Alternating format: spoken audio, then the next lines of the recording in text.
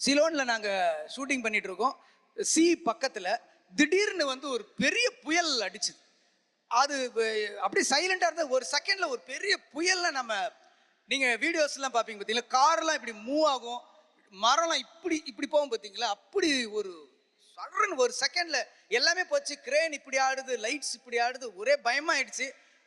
எல்லாரும் ஒரு 4 பேர் என்ன அப்படியே இழுத்துட்டு போயிட்டு ஒரு கண்டெய்னர் ஓரத்துல இப்படி வச்சுட்டாங்க.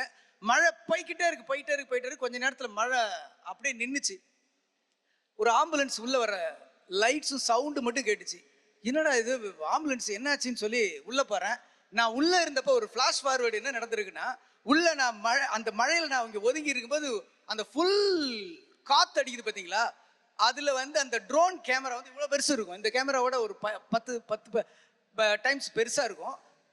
அந்த கேமரா இப்படி வரும்போது அந்த விண்டில் அன்பேலன்ஸ்ல அது இடிச்சிடக்கூடாதுன்றதுக்காக சுதீப் என்ன பண்ணாரு, பட்டுன்னு போய் அதை போய் பிடிச்சிருக்காரு. பிடிச்சப்ப அந்த பிளேடு வந்து கட் ஆகி அவரு விரல் துண்டா போயிடுச்சு. விரல் துண்டா போயிடுச்சு. இப்போ வந்து இப்பதான் தெரியுது அந்த ஆம்புலன்ஸ்ல சுதீப்பை ஏத்தி போயிட்டாங்க.